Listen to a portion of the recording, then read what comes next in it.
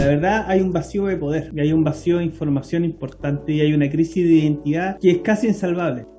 Es muy difícil decir a la gente qué es lo que le va a dar su identidad, porque la identidad es algo como la fe, es algo profundamente personal. Antes la gente formaba su identidad a través de la religión, a través del trabajo, de la costumbre, de las tradiciones, de los valores familiares, y habían identidades comunes, que eran las nacionales, la identidad de la patria, las identidades racionales, las identidades de las cosas a las que uno se sentía afines, los amigos que les gustan los autos, los amigos. Había muchas formas de tener uno una identidad y de creer y descubrirse uno mismo la identidad y construir la identidad, porque la identidad se construye constantemente. Habían cosas comunes a la identidad, como el lenguaje, las costumbres, los espacios comunes, y habían cosas particulares de la identidad como los gustos personales y los desarrollos. Y esta generación, especialmente los jóvenes, porque esto es transversal, rompió todas las cercas y echó a perder todas las herramientas que servían para construir identidad y lugares comunes. Y sin identidad y lugares comunes no hay manera en que nos entendamos. Entonces ya no nos entendemos.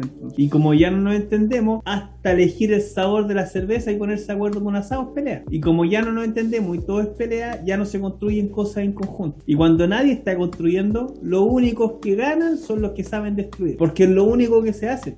Es una descomposición generalizada de las identidades. ¿Por qué? Porque si tú quieres reemplazar algo por otra cosa, tienes que traer algo mejor. Pero si lo que traes no es mejor, tienes que destruir lo anterior. Entonces, para que la gente acepte cosas inferiores, tienes que despojarle de lo que tenían. Tienes que destruir su identidad. Tú ya no eres chileno, ahora eres ciudadano del mundo. Para que acepte una política globalista. Porque no construyen nada. Allá donde van, destruyen, descomponen y disuelven. Ahí no hay nada. Es el vacío por el vacío. ¿Y por qué la gente huevona vota por ello? Porque la gente quiere un cambio y cree que el cambio es destrucción de otra cosa. Y no es así, no es así. El cambio es el mejoramiento de las cosas, es la construcción de las cosas. El cambio requiere construcción. A veces cosas se tienen que destruir en este proyecto. Es cierto, a veces el cambio también se equivoca. El cambio no es bueno per se. Pero cuando llega el comunista y le ofrece el cambio a cambio de destruir algo, la gente cae. ¿Y por qué cae? Porque si tomas al ciudadano común y le ofreces la fantasía o la realidad, siempre va a escoger la fantasía.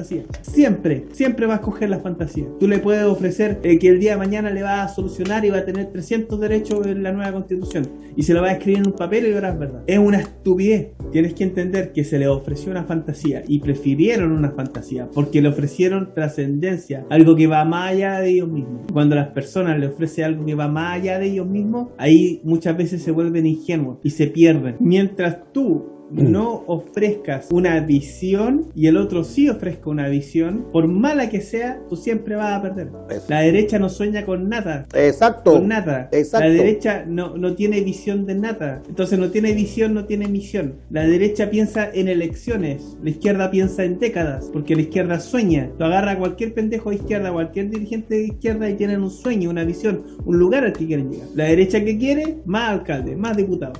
¿Qué país quiere la derecha? No saben responder porque no se lo preguntan, porque no lo saben, no lo entienden, porque no sueñan, no tienen sangre, no les late el corazón. Eso es cierto, eso es cierto. Nosotros tenemos una derecha de Excel, una derecha de rendimiento y de prosperidad económica, en vez de una derecha que diga construyamos una industria. Dice, no, es que los trabajadores ganan más sueldo. No hables de sueldo, weón.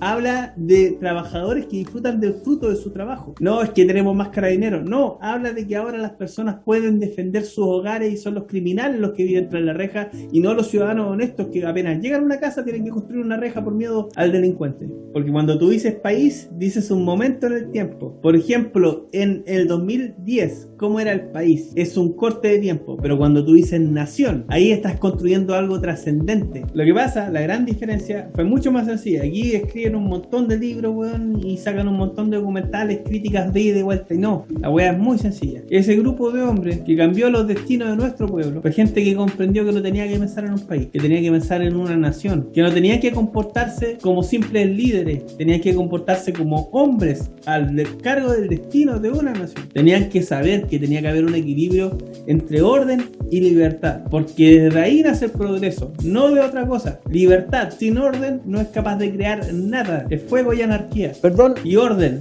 sin libertad no es más que una planta, una weá estéril, algo que no tiene colores ni emociones. Una consulta. De esa unión nació lo que significa una nación. Y la derecha tiene que volver a soñar con construir una nación, porque si no vamos a seguir siendo hueones de Excel, que no calientan a nadie. El grumete bravo se amarró a la cofa y desde ahí disparó al artillero del Huáscar. Y gracias a eso, el combate se dio como se dio y se tuvo la oportunidad. Ese compadre no sabía si se iba a ganar o perder la guerra, y 14 años tenía, y escapó de una comunidad. 14 años tenía.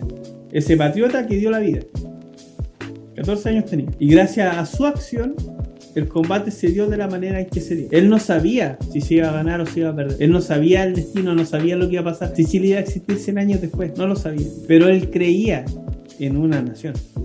Todos los hombres que en ese combate estuvieron sentían la responsabilidad, el deber patriótico de cumplir con su nación, porque creían en un proyecto. Y lo que hizo Prat, lo que hicieron los chacabucanos, lo que hicieron los infantes Pata Amarilla, y lo que hizo hasta el batallón de chinos que liberaron de las salitreras en la guerra del Pacífico, fue creer en un proyecto de nación y estar dispuestos a morir por ese proyecto, porque morían en cuerpo, pero vivían en espíritu y en ejemplo. Eso es lo que hace un patriota. Y al vivir en espíritu y en ejemplo, su resonancia fue inmortal hasta nuestros días, y lo será con los hijos de nuestros hijos también, porque gracias a eso se alimenta el espíritu de una nación y continúa el proyecto. Somos pasados, también somos pasados, futuro, porque la historia es un continuo y los patriotas de hoy son el enlace en la cadena de los patriotas de mañana. El deber mínimo que tenemos que cumplir nosotros como patriotas en el proyecto de nación es legar el ejemplo a los que vienen, es resistir el hoy, por amargo y por duro que sea, y legar el ejemplo a los que vienen. Nosotros lloramos hoy cuando el día de ayer hubieron guerras civiles, hubieron matanzas, hubieron hambruna, hubieron pestes. Vamos a comparar el COVID de hoy con lo que fue la epidemia de tifus en Valparaíso. ¿Lo vamos a comparar? No lo podemos comparar. ¿Lo vamos a comparar los terremotos de hoy con los terremotos de Valdivia? No, pero los patriotas de ese día lo sentían intuitivamente, no conocían quizás las palabras, no conocían quizás los episodios de la historia, pero lo sentían ahí. Y ese sentimiento está entumecido, pero está. Esa weá que uno siente cuando escucha el himno nacional, cantarlo en el estadio de España y ve a esos weones salir. ¿Tú crees que esos weones no están cagados de miedo? Están cagados de miedo, están jugando el destino de un mundial. Pero ahí están dándolo todo. Esa weá que sienten en el corazón cuando se escucha el himno, cuando tú ves tu parada, es el sentimiento que tuvieron los patriotas en las peores circunstancias de nuestro país y lo tuvieron en los momentos más heroicos de nuestra historia militar. Malamente se puede ganar una guerra que no se sabe y que se está librando. Malamente tú puedes prepararte para una guerra que no entiendes. O malamente puedes ir a pelear una guerra que no sabes que estás dando. Es muy distinto. Las guerras de ayer se peleaban con fusiles. Las guerras de hoy se pelean con carteles y con teclados. Sun Tzu decía, la guerra primero se gana y después se pelea. Estos tipos ganan todo lo que pueden ganar a la buena, disolver identidades nacionales, porque una nación sin identidad no se defiende, se deja tomar. Disolver identidades nacionales, desmoralizar, romper el espíritu. No, si ser patriota no vale para nada. Símbolos nacionales son un invento. Tu himno nacional es una estupidez y lo que cuenta ahora es ser ciudadano del mundo. No sirve de nada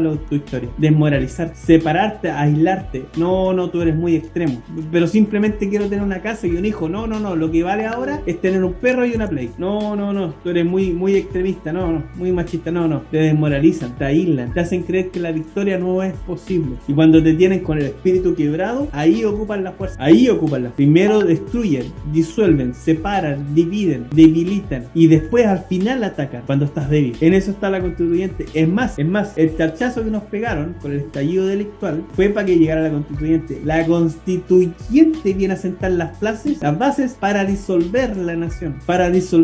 Porque eso vienen a hacer. ¿Y por qué quieren disolver la nación? Porque solamente una perversión como el comunismo es posible sobre hombres con el espíritu roto. Mira los ojos de los migrantes que vienen de una nación que ha sido doblegada. Mira su espíritu. ¿Tú los ves sonreír con alegría? ¿Ves hombres quebrados? ¿Ves papás llorando por darle algo de comer a su hijo? Porque quebraron el espíritu de esos hombres. Y la constitución de ahora está siendo hecha para quebrar nuestro espíritu, para que ya no nos sintamos nada, para que andemos como pordioseros por el mundo, sin ninguna nación al que llamar nuestra, y aceptemos ese destino. A lo largo de la historia, nunca ha desaparecido un poder sin que otro ocupe su lugar. Y esto es una ley histórica bastante simple. El poder no admite vacío. Cuando hay un vacío de poder, alguien lo ocupa. Y en este momento, el gobierno de Boric no es ni siquiera una gallina sin cabeza, porque por último la gallina sin cabeza avanza por un lado. No es nada, está muerto en el agua, no es nadie, es un vacío, es un monigote. Eso es el gobierno de Boric. Y cuando existe un vacío de poder. ¿Quién lo ocupa? El que esté más preparado y dispuesto. El que está más preparado y dispuesto hoy es el Partido Comunista. Ellos ocupan ese espacio de poder. Exacto. Cuando ellos no saben qué hacer, miran para el lado, están en pelota, ¿y quiénes están ahí? El guatón Telier con sus cabras.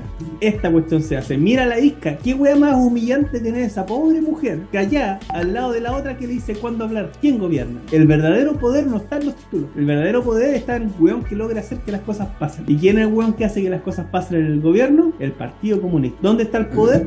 En el Partido Comunista. Ellos no piensan en personas, piensan en espacios de oportunidad. En el proceso. En el proceso, exactamente, porque las elecciones son consecuencias de los procesos. Primero tienes que entender cómo funciona tu enemigo. Si tú no sabes cómo funciona tu enemigo, malamente lo podrás vencer. Ahora, suponte tú que tú llegas a una fiesta y quieres que todos bailen de un modo. ¿Qué tienes que ser tú? ¿El que mejor baila o el que pone la música? El que pone la música. Si tú quieres que la agenda pública vaya hacia un lado, ¿te importa a ti que salga Jadwe Boric o te importa poner la agenda pública? Música y la agenda pública. Para eso estaba Jadwe. No para nada. Sabían que no iba a ganar. A lo mismo que Roxana Miranda cuando se tiró esa señora que era dirigente habitacional. Todo el mundo sabía que no iba a ganar. Pero gracias a que esa señora se tiró, en el debate están las preguntas sobre los subsidios habitacionales. Y después de que esa señora llegó allá solamente a poner esa pregunta en el debate presidencial, a pesar de que la señora dio la cacha, las inmobiliarias se hicieron forro. Porque todos los candidatos de izquierda a derecha prometieron asuntos habitacionales. Entonces lo que les interesaba a ellos es que la habitacionalidad, que a los problemas habitacionales y los subsidios estuvieran en la agenda presidencial a como dé lugar. Y si para eso había que pagarle a una vieja loca que fuera a hablar weá al debate presidencial, lo pagaba. Y si tú querías que la agenda pública y el debate se fuera lo más izquierda posible, le pagan la agenda pública y le pagan ahí la tenía candidatura Artés, presidencial a un concho de su madre como Artés. O se lo paga a un weón como el Jadwe. Tú lo que quieres es poner la música. No existe tal weá como una revolución. Existen las minorías organizadas sobre la mayoría desorganizada. No existen los levantamientos populares, no existen las guerras, los estallidos, no existen. Existen minorías organizadas que guían a grupos desorganizados. Puedes tener mucha gente con mucha rabia, pero hasta que no haya una minoría organizada, liderazgo que los guíe hacia un objetivo, nunca va a tener una revolución.